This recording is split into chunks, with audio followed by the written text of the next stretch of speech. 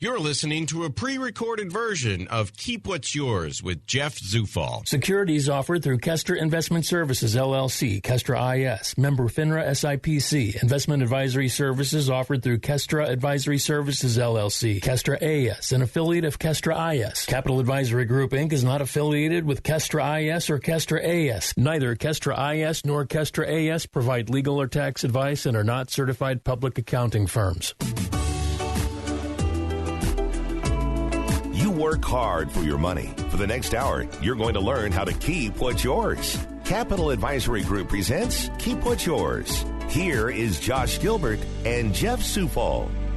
Hello and welcome to Keep What's Yours with Jeff Zufall. I'm Josh Gilbert, sitting here with Jeff Zufall, Senior Tax Strategist and Wealth Advisor with Capital Advisory Group. Hello, Jeff. Hi, happy Saturday. Happy Saturday indeed. We're talking taxes like we do every Saturday afternoon, and it's one of these things. I say it all the time. I just told somebody the other day, right. I said, taxes are important. I don't want to talk taxes. Well, do you pay taxes? Yes. Yeah, I do. Then talk about them. You need to talk about them because you need to have a plan.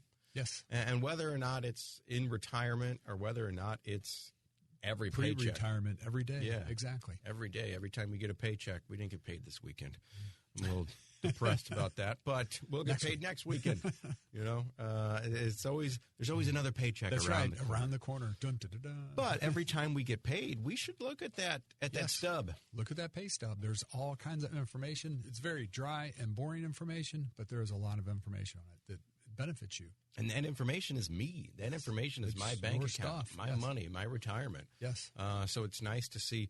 You know, I tell you what, I did a couple extra things around the office. I got an extra couple $100.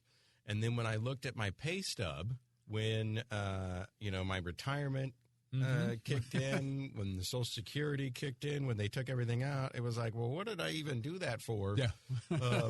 Because it didn't really seem like it added too much to my paycheck. Yes, for the time that you spent, exactly. Right. But you got to look at that line item that says, Josh's retirement. Exactly. And, 30 years from now, I want to retire in 20 years. Jeff says it's probably going to be 30-ish. More like 30-ish because he's actually seen my taxes. 30 years from now, I'm going to come back in a That's time, right. because time travel will be. That'd be cool in 30 years. A thing by then. I'm going to come back and kiss myself 30-ish. on the lips. And I'm going to say, you know what, you should work a couple more weekends, because I want a bigger boat. That's right. So knowing what those numbers mean on your pay stub is very important. It's very important. Exactly. Yeah. And then knowing how much is coming out and what more where it's going. Yeah, where it's going and what more can I be doing? Yeah. We did our taxes with you this past year, and it was a great experience. Loved every second of it. That's right. Yay.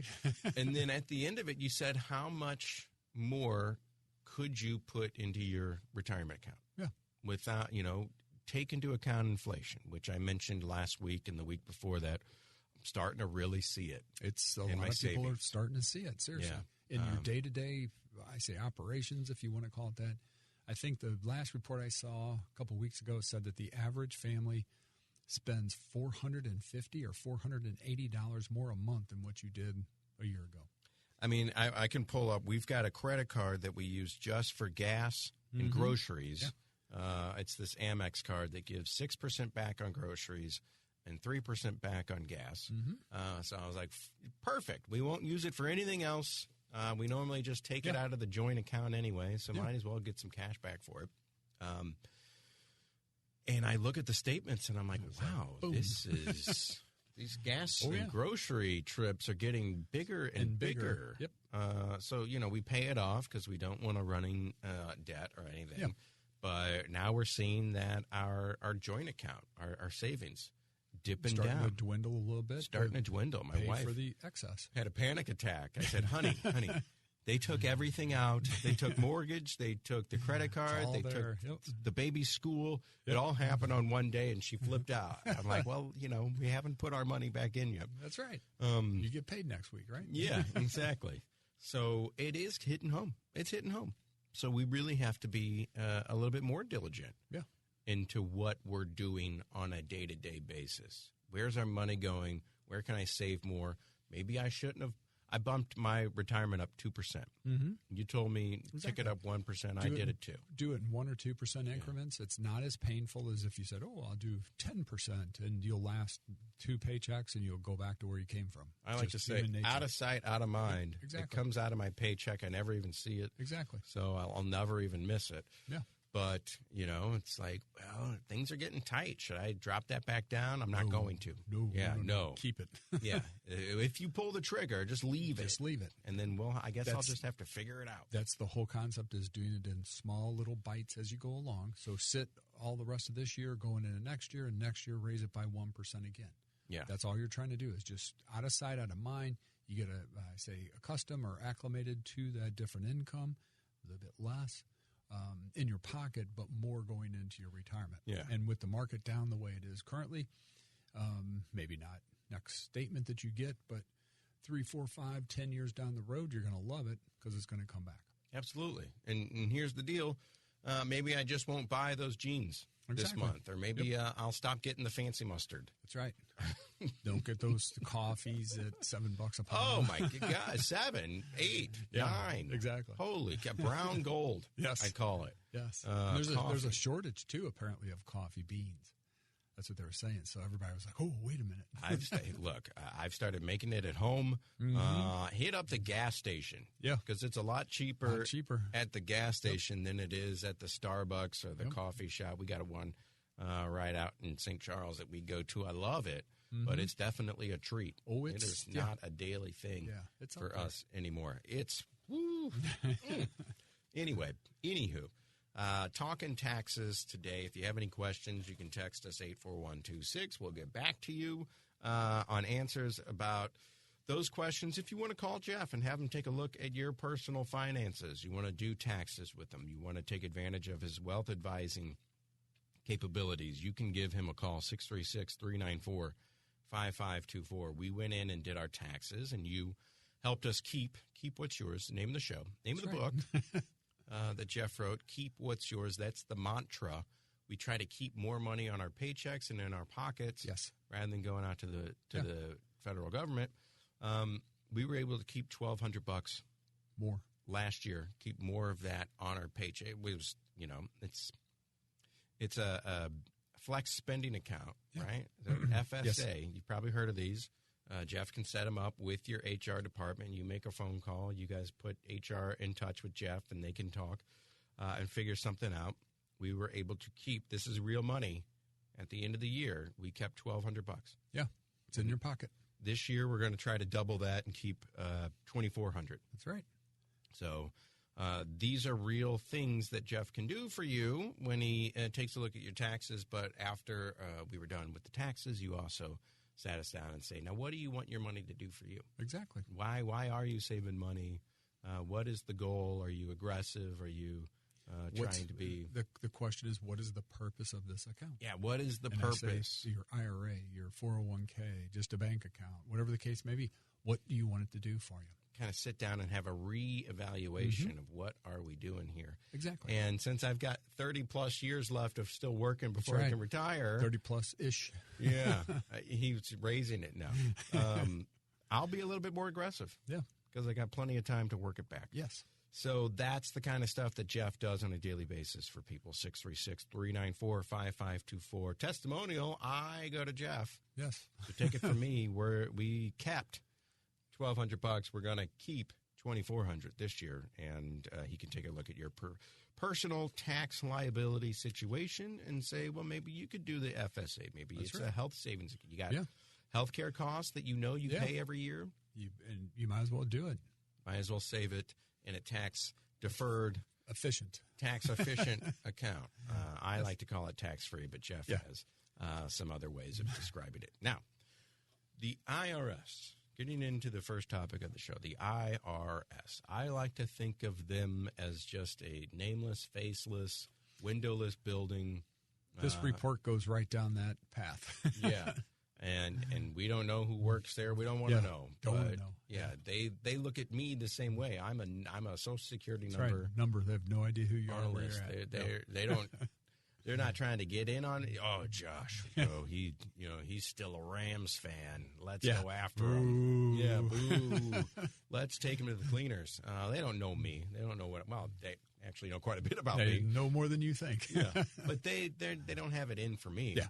But the IRS, it is what it is. It's a necessary evil if we want nice roads and schools and all that stuff. That's where it comes from. Exactly. That's where it all comes from. But sometimes they mess up. Yeah, this one they kind of did. So there's a report that came out last week. It says that the IRS exposed some confidential taxpayer data on their website. And you go on their website. On their like website. IRS.gov. Yeah. So apparently it was, if you have an IRA, and depending upon the securities that are purchased within your IRA, you have to file what's called a 990T form. And typically your trustee does that behind the scenes for you. You got Fidelity as your trustee. Fidelity will fill it out, or Vanguard, whoever. They fill it out, send it on its way, and it's just reporting where some of the, I'd say, income from those securities came from. Well, they kind of left 120,000 people sitting out on their website who have IRAs with this 990T form. They left them sitting out there for a couple of days. So why they singled them out, nobody knows, but an employee of the IRS stumbled onto it on the website and said, hey, we might have an issue here, and then they turned it off. Okay, so is this people's Social Security numbers? They haven't said yet. Exactly what it is. I think that they said that they were going to contact all of anybody that was involved in it, I guess give them free, credit protection or something like that over the next year, courtesy of the IRS. A free IRS mouse pad. Yeah. So with 1-800-IRS on it. Yeah. But yeah, so that's kind of big. They posted their data online that anybody that went on IRS.gov could see. Kind of a little oopsie. So if I'm one of these 120 people, 120,000, 120,000, yeah, that's what I meant.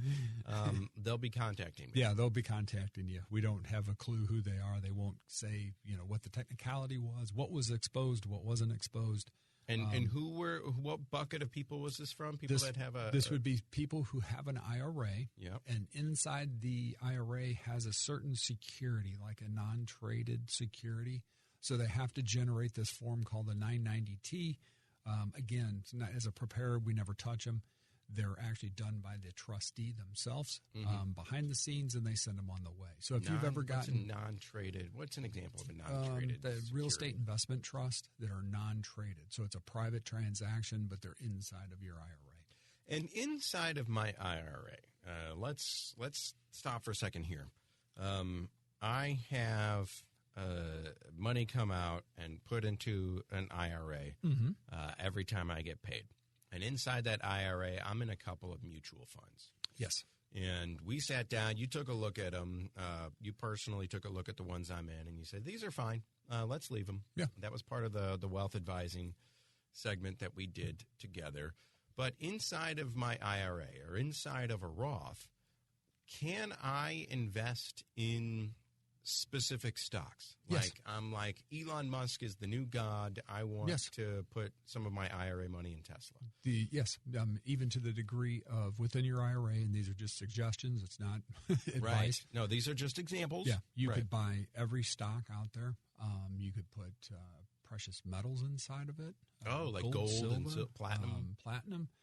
Technically, Bitcoin or variations of Bitcoin this now. Is weird. Brave new world. Brave new world, believe me. Can I buy real estate? Yes. So I can buy a rental property. Exactly. But there's each one of these has its own little caveat to it. And the real estate inside of an IRA, the trick to it is you have to hire a third-party trustee. So look at the IRA as rents received as part of the normal transactions. So you, as an owner, you can't even as much hypothetically buy a light bulb for that rental property. Otherwise, it's considered a contribution. So I see. Because I have all my contributions to my IRA have to come out of my income, paycheck. Well, paycheck and our end of the day, you have to have the income. So let's say you're retired and you have an IRA, and you want to kind of play the market. And I say play the market as an alternative to stocks and bonds and cash, and you put it in real estate. You create passive rental income that comes in the door. That stays within that IRA. But the concept behind it is if you put anything into the property itself, it's deemed a contribution. And if you don't have the income, it's an illegal contribution. So it gets a little tricky in what takes place. But your trustee, third-party trustee, would then collect rents, do all maintenance, the whole shoot match, and it stays within the IRA. My wife, we opened up her IRA to take a look at it and see what options were out there, and they seemed fairly limited. And at some point when kind of things settle down, I know that the 15th of the month is coming up. You've got a lot of estimated payments coming in. We'll talk about that for third quarter. When things start settling down, she's going to call you and get you on the phone with her HR department to figure out, it only seems like there's 15 things to invest in for hers, but there are other options out there. Yes. Yeah. And you just need to look at what's offered by your employer. Sometimes it's just a standalone 401k with a handful of options. Other times there's little hidden features in there that you don't realize, which is access to a brokerage account where the sky's the limit. But it's still within your 401k. Yeah. So just a matter of exploring those options as you go forward. So when we sit down and, maybe every quarter, just kind of open it up and say, where am I sitting? And then maybe I'll reach out to you. Since the 15th of the month is, third quarter for estimated payments, maybe I'll use that as a calendar event and just reach out and say, Jeff, this is what I'm in. Yeah. Is this still something I should be in? Exactly. So and you look at it and just kind of scan through it, see, again, don't look at you got to judge a fund by more than its current performance. Other than if that was the case, you'd have to chuck everything, bonds, growth funds, the whole shoot match, just because everything is terrible right now. Right. But the market works that way. It will go through peaks and valleys. The concept is just try to take out the tops of the peaks and the lows of the valley, and that's what diversity and then does. see what's in there. All right. Exactly. That is kind of a sidebar, but the IRS, released 120,000 kind of people's oopsie data out there. And Jeff was explaining to us that it's people that have kind of more of a non-traditional, non-tradable assets inside their IRA. Inside their IRA. So if you are one of those people, you might be getting get a letter from them. You also mentioned that the IRS, they are working to get better at what they do. They're trying, but in a slow motion fashion. They're getting an influx of money, which we've heard cash is coming a lot about. So they're going to hire new people, but they're also going to replace a lot of people that are retiring as well. Yeah. But they're going to fix their own infrastructure. And if we talk about it all the time, if you've seen the pictures of what the IRS office... nightmarish looking. In Austin, Texas, it's nightmarish. Yes. And they're using floppy disk, and I mean like floppy. The old floppy, not even that hard disk that you would put in. They're using fax machines, which is ridiculous. Come on, it's 2022 at this point. Yep. But inside their system currently... they have a problem with joint filers. Yeah. And so it's more so the problem with the joint filers is we've seen a ton of these letters. They've now admitted that they have a issue. And so what they're doing is and anybody out there listening, married filing jointly, and you paid your taxes and you paid them on time and you paid them online, and you get a notice a couple weeks later saying, hey, you owe us all this money. You never paid your taxes. You bum, so on and so forth. What's taken place is typically what we've seen that takes place is husband-wife filer. And I say primary, although ladies are going to yell at me. The primary is typically the husband. So the wife pays the bills. She goes in there. She pays it. Says, hey, what's your Social Security number? She puts hers in there and pays it. Boom. It can't match up to the husband's Social Security number because he's listed as the primary. Even though it's married filing jointly, you're both 50-50 responsible for everything.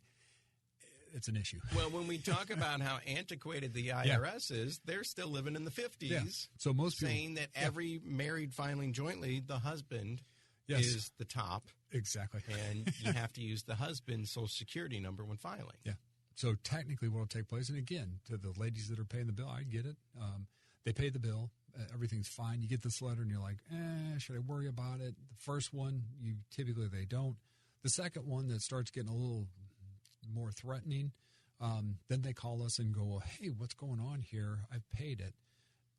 9 out of 10 times it's because the wife used her Social Security number to the tax return in the IRS. Their software, you would think their software system would pick that up in a heartbeat. It cannot. Well, if you read the article about what the IRS actually looks like on the inside, this is not surprising. Yeah, but they finally admitted it, and it's called a CP14 notice. So anybody that's got one, don't panic. If you've paid your tax, all you got to do is either write a letter and/or call the IRS. Good luck getting through, right. And explain. Say, hey, it was paid, on my wife's Social Security number, and they'll basically release it. You don't owe them anything. Call it a day. Just a mix-up, misunderstanding. The fact that their systems can't show that both of these Social Security numbers are equal partners, basically. Yeah. But here's the question. What about same-sex couples married finally jointly? Two men. The same thing. Or the same thing. Wife and wife. Yeah. If the top wife, who's ever listed first. Just whoever's listed first. Who's ever listed first is considered primary. But there really is no primary. It's a joint return, right. So you're both 50-50. So, and the fact that the IRS's systems can't show both, goofy. Tie your Social Security numbers to your wife's. You'd think it would pick them both up in a heartbeat, and boom, you'd be done. Will the influx of money fix this? That's a software issue, and yes, it should. I mean, that's what the first influx of dollars are supposed to do. Is go to software. Fix the software, make them a little bit more knowledgeable, intuitive. I think they said they're still using software from the 70s. Yeah. Which is what is the old one? XP? That's been retired for Windows seems XP. Like 100 years, but XP. They're still using Windows XP operating system. There was the funniest was there was a gentleman that was in that who retired in the 60s from the IRS, and apparently he built a prototype in his backyard of a round desk with cubby holes in it, basically. But the backside of these cubby holes were open, and it was when a tax return would come in old days. And they didn't have computers. They'd have to tear it apart, and each section went in one of these little cubby holes, and people would come by and grab it and go take it to the next section. They still use those today, and it's the guy built it basically out of plywood in his backyard in his late 60s. Yeah, and he's been retired since 71 or something. Man, the 1960s and technology. That's the technology, the desk technology they're using today. This is your IRS, people. That's why they're getting some money, and hopefully fixes it. And they can hire people to answer the phone. That too. For once. 3 hours, and it kicks you out of the queue and hangs up on you. So don't. Gotta if you do love have that. to call the IRS, don't get upset. Pick a different day. Keep doing it at 8 in the morning. It's the only time to really try and get through. Sounds goofy. So. Well, there's your tip of the day. If you have to call the IRS, try to do it as early as possible. You can't do it 7:59 or earlier. Won't even take your phone call. They'll hang up on you automatically. 8 a.m. on 8 the a.m. plus you get thrown in the queue and sit and wait 3 hours. And typically at 3 hours, if nobody's answered, they kicks you off and hangs up on you. You said one of the goals of the IRS coming out, they're trying to find more revenue, and they're trying to find, I don't want to call them tax cheats, but people have been slipping through the cracks. Yeah. So the big one, if you are a S corporation and you do not take reasonable compensation, which reasonable comp, we could have a whole week's worth of shows explaining it. But these are what's an S-Corp? So an S-Corp is a pass-through. Could be one person, could be 15, could be 20 people. Are these big companies? Are these small businesses? Mid-size. It could be small, mid-size. Yeah. It's how you're taxed. So the concept is you have to take a paycheck. If I own a business, I have to take a paycheck from the business. Well, yeah. So if you're an S-Corp, so you could be it's a true corporation, just like Home Depot and, Lowe's and GE, they're a corporation. But this is an S-Corp. So it's a subchapter S-Corp. So you're asking for special tax treatment is what you're asking for from the IRS. So what takes place is you would take a regular paycheck, and if there was any other profits left over at the end of the year, that would flow through as an owner's draw or a pass-through.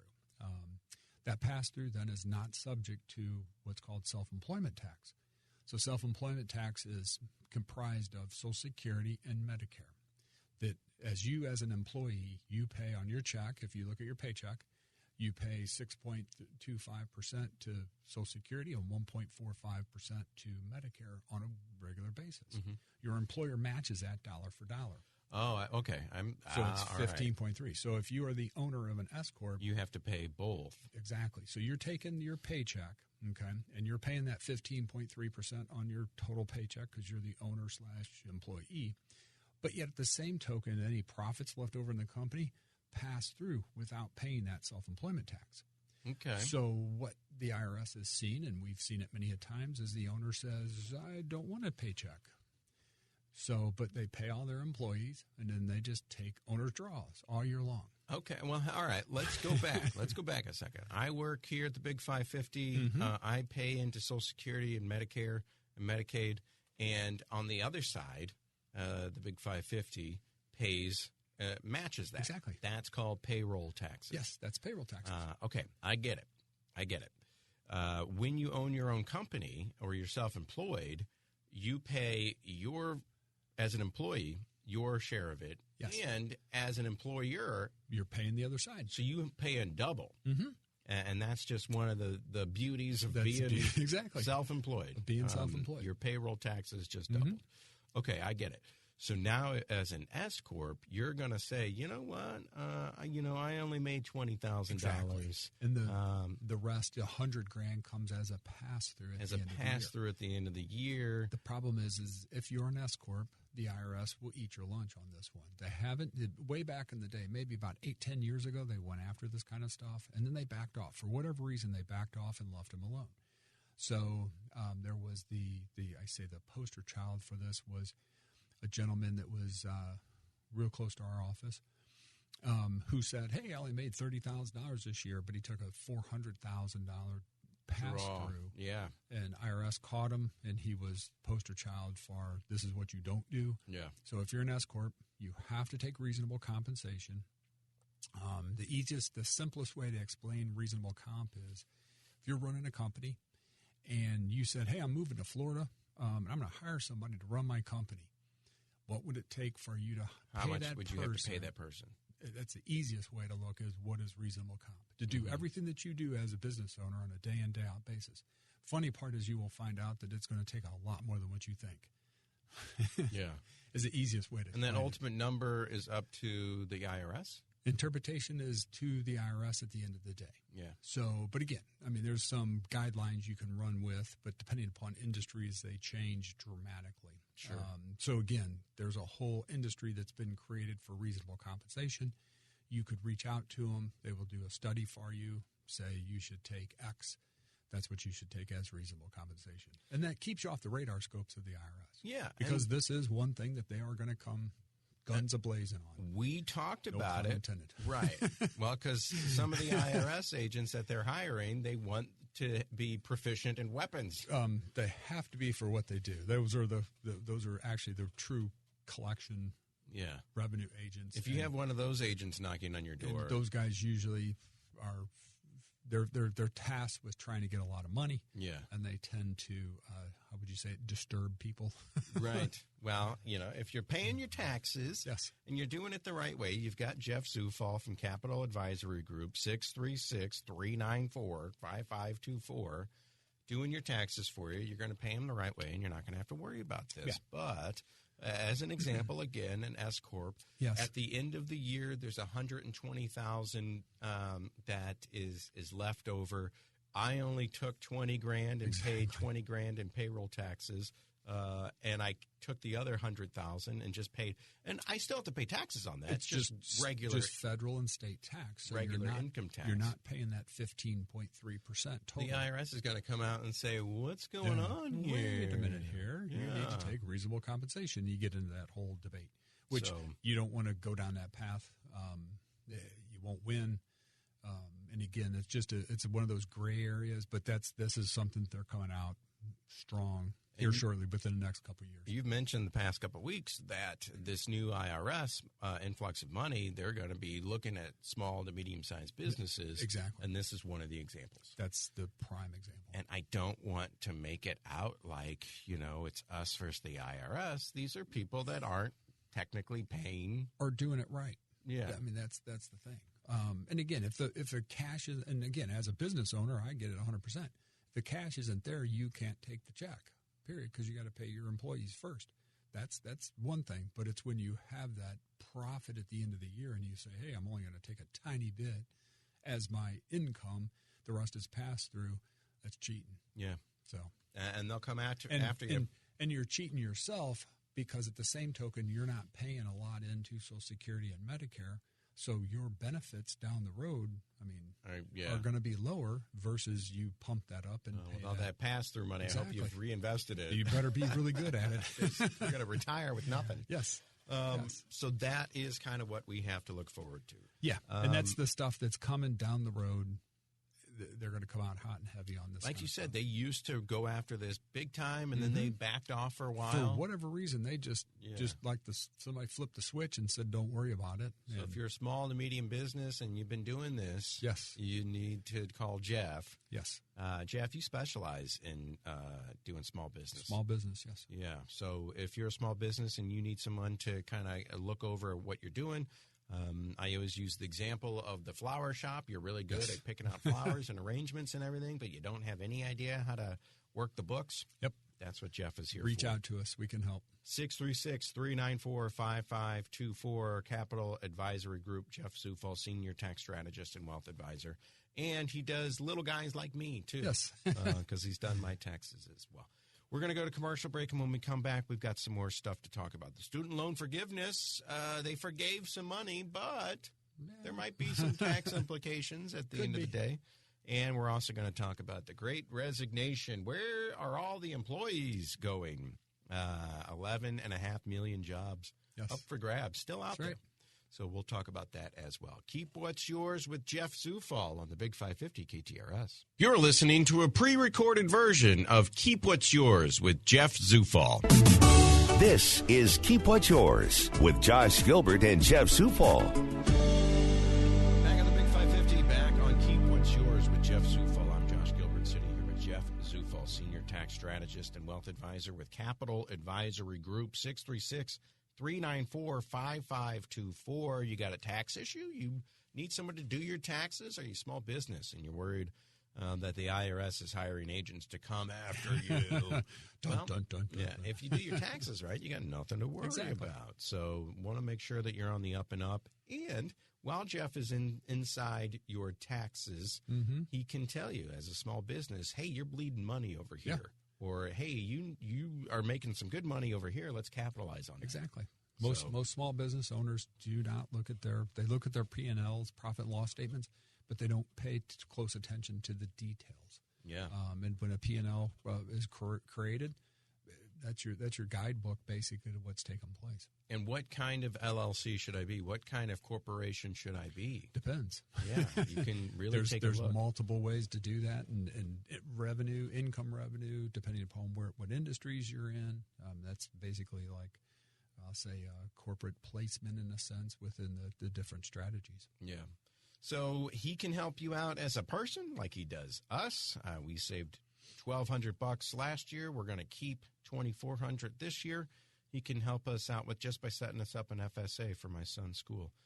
He can take a look at your personal taxes, and if you're a small business, he can take a look at those as well and help you out there. Student loan forgiveness. We talked about this last week, and we don't really know what the tax implication is going to be. Nobody, the University of Pennsylvania has one number, and the Biden administration has another number. Totally different. Yeah, well, their number's a lot lower. Well, they're like $1 trillion apart, so somewhere in between there. We'll figure out how this shakes out. But when it comes to the end of the year, federal government, the money, I guess, came from them, so they're not going to charge you taxes on this. Yes. So from a federal standpoint, if they do forgive some of your note, it's not federally taxable. But apparently 13 states have now jumped on the bandwagon and said that they're going to tax you for it. They're going to, whatever is forgiven, you're going to pay a state tax on it. The state tax here, I share 5%. Yeah, basically. I share my federal tax rate's about 24%. married filing jointly, and the state taxes is 5%, and that technically it's 5. But the highest rate is 5.8, I believe. Mm-hmm. They're trying to get that, or 5.3. They're trying to drag it down to 4.8. Is what, and that's what Parson is trying to do. We got a surplus of money. Yeah, let's give I don't think it's done yet, but there's more debate on it. Mm-hmm. But basically, say 5% as a rule of thumb, straight across the board. So Missouri and Illinois are not included in this. So right now, Missouri and Illinois, we're safe. Closest to us would be Arkansas. Arkansas is going to tax it. So if you live in Arkansas and you got $10,000 in it's a student loan forgiveness. What's going to take place is you'll end up paying in Arkansas $550, which is a 5.5% state tax. That's their state tax rate. Yeah. So craziest is Hawaii. What's They're on Hawaii's the list. state tax? They're going to end up 11%. So it's $1,100 if they release $10,000. You're going to pay $1,100 in state tax. Hawaii's got the highest state tax rate. Yes. And what did they say about Florida has no state taxes? Florida has no state. Florida, Texas have no state tax. No state taxes. Yeah. How do they make up for that? Sales tax, basically. Okay. Every time I buy something, I pay more. Yeah, you're paying more for that. And then they have for properties that you purchase. What is it? Higher property taxes or something? Not the property tax. They have a deed that you have to purchase through them. Oh, okay. Kind of like a property sales tax. Yeah, if you they make up for it. Oh, they make up for it. Believe me. But the revenue from tourists alone for the sales tax make up for that dramatically. So go to Florida all the time. All the time. Yes. So tell me this. It's student debt. And it's forgiveness. It's not like the administration is cutting checks and handing us $10,000. No. They're just saying you owe 70. Now you only owe 60. 60 or 50, depending if you get the full 20 or not. Right. So, and in 13 states currently, the list could grow. It could too. They are counting that as income. It's income to you. So typically, anytime there is debt relief. So people have heard of cancellation of debt. So the easiest example is you got $1,000 on a credit card. The credit card company resolves you of that debt. They will issue right behind that what's called a 1099-C, which is a cancellation of debt. It's federally taxable to you.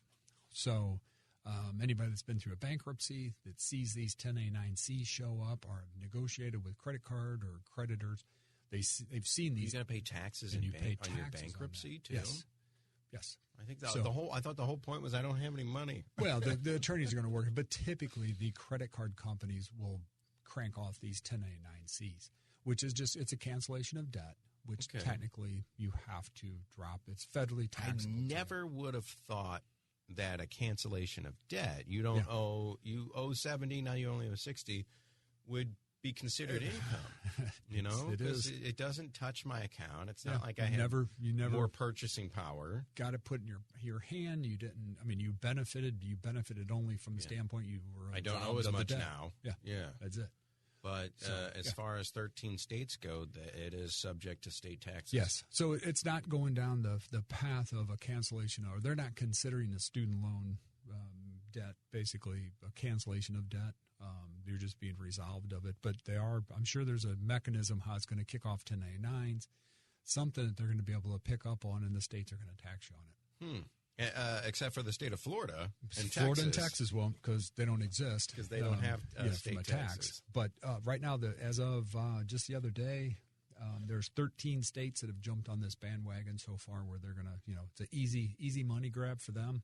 Yeah. So, I sit here and I try my hardest to talk about the IRS in neutral terms. Yes.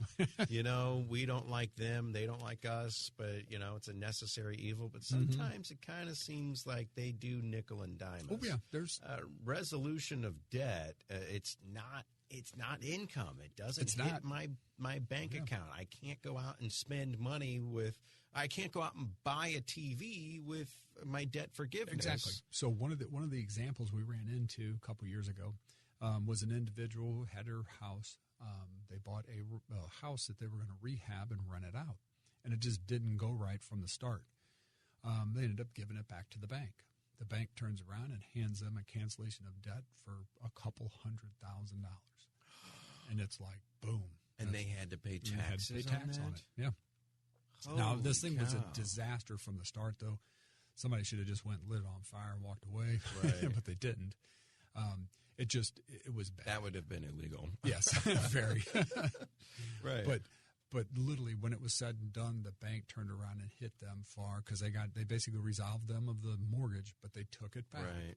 And there is no free lunch. Oh no. So $200-something thousand showed up on a 1099-C. Had to report it as 5% income. of that state and federal too. 24% of that federal. Oh yeah. Depending on what Chunk you're. of change. Holy cow. So yeah. I mean, yeah. Well, all right. Well, maybe I do have some beef with the IRS after all. There's in some regards. So yeah. But well, they give us the runaround. But all right, I'll go back to my original neutral stance. There are things out there that we can take advantage of. Even everything that you can get your hands on. Yeah, it's not just GE that gets the huge tax breaks. Individuals and small companies and S-Corps and small to medium-sized businesses, there are things in the tax code that we can take advantage of to lessen our tax burden, to keep a little bit more of what's ours. And the only way to access those things is to find somebody who knows that they exist. We always say they put these things into the tax code, but they didn't do any follow-up. They never told us about it. Nobody's going to call you and go, hey, look at this page 2020. Hey, it's Brian from the new IRS. We're a lot, we make house calls now. Hey, you could be taking advantage of this, that, and the other. No, they don't do that, They didn't even. And the IRS never will call you, believe me. Yeah. They will never, unless you initiated a call on the first side. But they should have a press conference that says, hey, everybody, you're not doing enough to keep more of what's yours. Call Jeff Zufall or call any, anybody. Anybody that works with this, senior tax strategist, Jeff Zufall. Call Jeff, and he can start hunting these things out for you. They exist. They're there. They're waiting. I always say I would love for the IRS to get my tax return and be like, oh, my gosh. Yeah. Oh, my Look gosh. what Josh did. Yeah. There's a bell over on the side of the wall. Ding, ding, ding, ding, ding. Somebody took advantage of the tax code. Yes. But they don't do that because we file electronically. And it just goes right on through. Goes right through the computer. Yep. That's the way you want it. And doesn't get stopped because Jeff did it for us, and he did it the right way. So, yes, the IRS is nickel and diming us, and if you got student loan forgiveness and you live in the state of Arkansas, that's right. You're going to get Hawaii, even worse. Yeah, it could be a taxable event to you. State of Missouri and Illinois, so far, so good. Yes, but if you need help interpreting the tax code, if you need help using the tax code to your benefit, here's the name of the book that Jeff wrote, Keep What's Yours: How to Leverage the New Tax Law to Create Unfair Advantage Over Your Competition. In this case, it's us against the IRS. Yes. Not to say us versus them, but yes. Right. The competition is the IRS. How can we keep more of our money and only pay what we have to? Yeah, legally obligated to. Legally obligated. 636-394-5524. That's Jeff's number. Give him a call. Leave a voicemail. Get on the books now and go visit him. I've been out to the offices several times. And it's always a nice visit because when I leave there, I'm always thinking I'm in a better financial tax situation than when I walked in. Yes. So keep that in mind. And, like I said, we kept $1,200. This year, hopefully, we'll keep $2,400. And if you can walk out of there saying, I'm going to keep $2,000 this year, you're better off than when you went in. When you went in, exactly. So 636-394-5524, Capital Advisory, GRP.com. We'll come back and talk about the Great Resignation. Where'd all the workers go? And what is quiet quitting? You're listening to a pre-recorded version of Keep What's Yours with Jeff Zufall. This is Keep What's Yours with Josh Gilbert and Jeff Zufall. Back on the Big 550 KTRS, Keep What's Yours with Jeff Zufall. And I mentioned the book last segment, Jeff, and it is the I'm holding one right now, handy-dandy book, Keep What's Yours, written by Jeff Zufall. You can get a free copy. Yes, on the website. On the website. Upper right-hand side, get my book. Get my book. Capital Advisory, GRP.com, upper right-hand side. where's my book? Yeah, where's my book? There's a little button there that says get the book. And Jeff will send it out to you. This will be your primer, and then you can say, look, there's a couple of things in here that pertain to me. Exactly. I need to go into Jeff and put these things into action. We also, for small businesses, right, who kept employees, employee retention credit. Yes. Who kept employees throughout the pandemic rather than sending them to unemployment rolls, and the government had to pay for them. Yeah. They're going to give you a kickback. It's actually, they're just going to pay you straight out if you qualify. And this is not PPP money. This is not the EIDL loan. This is separate. A straight credit, right? Government have to file a tax return. Saying thank you so much for keeping your employees on your payroll and not making us pay for them through unemployment. Here's a bonus. Yep. So you got to go to myerctoday.com. myerctoday.com and just fill out the numbers. Fill out the basic information. And you'll have the numbers. And because they'll come back and ask for a whole bunch of stuff that you need to prove the scenario. But if they could get it for you, it's a credit that's out there. Take advantage of it and run. Yeah. And when it's done, and I say when it's paid out, I don't know. It's like $1 trillion fund. But when they do run out of money, they run out of money. It's done. Yeah. So take it, get it now. Yes. And this is, I don't want to say it's free money, but this is, I believe, March of 2020 and goes to September of 2021. So as long as you kept people employed during that time frame, and most people, their revenues were hit, declined a little bit because of COVID, you should qualify easy for it. This will help. Yeah. A little bonus for keeping people on the payroll. Oh, yeah. So throughout the pandemic. And this pandemic has kind of kickstarted something known as the Great Resignation. Yes. What is that? So the Great Resignation is where people just said, you know what? I'm done. I quit. I'm walking away. And where are you going? Well, that's what everybody's kind of curious as to what really transpired. There was a lot of money on the table, unemployment, stimulus money, so on and so forth. A lot of people started to work from home, but so a lot of people were just like, I'm done. I'm not gonna risk it, was their theory. But it was a great resignation. A lot of people retired. We've seen more people that technically retired back 2021. They just officially didn't announce it. Yeah. Now they're like, hey, I'm retired. Whereas before they're like, I'm just not working. Hey, I took some time off from work and realized I like it better this way. And I like it.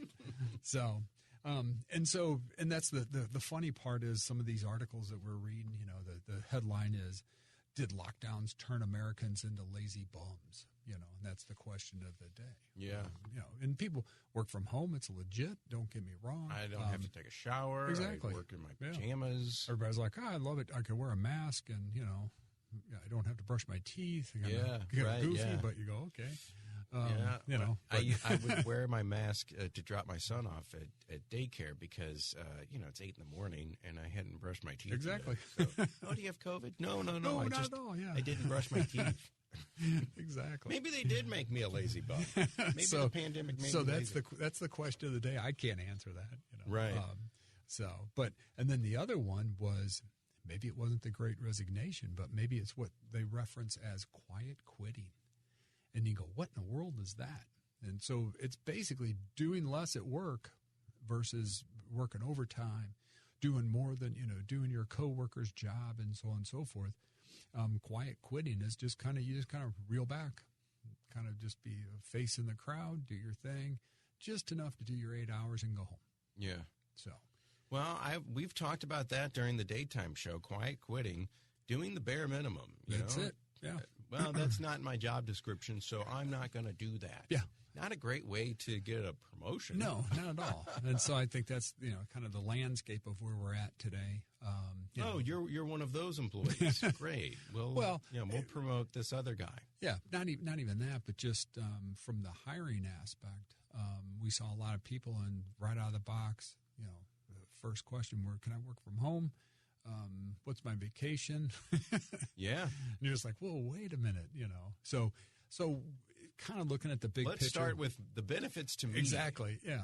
So at the end of the day, though, I think what will take place is we've seen it where it was lopsided towards the employee. Yeah. Or I should, way back in the day, it was lopsided towards the employer. Yeah. Now it came back towards in the employee's court.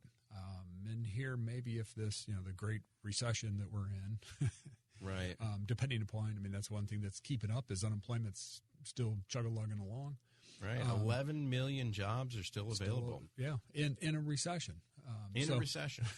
How about that? Maybe in the next 3 or 4 years, it may twist and go the other way, where it goes back to the employer's favor just because a true recession is a loss of jobs, basically. And, you are a small business, Jeff Zufall at Capital Advisory Group, so you've been hiring throughout this whole process. Yeah. And, back in the day, I guess it was probably like, this is how I can help the company. And now it's kind of like, how can the company help me? Exactly. What's in it for me? Yeah. And that's normally a conversation that you have at the end of the conversation. But now it's front and center. What can I get? I'll try my hand at the other 11 million jobs that are out there. Exactly. So kind of a weird, but that's the title of this article was, did lockdowns turn Americans into lazy bums? And that's a question of the day. I can't answer it. But maybe it's an employees market, a buyer's market, seller's market. Yeah. Now it's an employees market rather than the employer's market. So interesting things for sure. And definitely. Like you said, if this recession really hits and layoffs start coming, then it'll probably twist the other direction. Twist it back to the employer's favor. Mm-hmm. Estimated payments are due on the 15th. Yes, September 15th, most important of all of the estimated payments. If you haven't made one this year, make the 15th. These are self-employed. These are contractors. Exactly. Anybody, contractors, self-employed, anybody that runs their own show. Basically, if you don't know how to make it, call us. We can help you. Yeah. But worst case scenario, pay your minimum tax liability from the previous year. Yep. Or at least have it third quarter paid in. You'll have September 15th and January 15th. It'll last two. One of the things I learned doing the show with you, Jeff, multiple things, by the way. I learned how to keep $1,200 exactly every year, but of my own money. But the government, even if you want an extension, even if you're having trouble figuring out how much you actually owe, you have to pay the government something.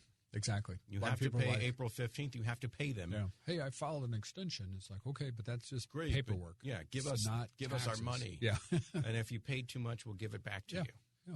And if you underpaid, then we'll ask for more. Ask for more money and probably hit you with some fees. Yes.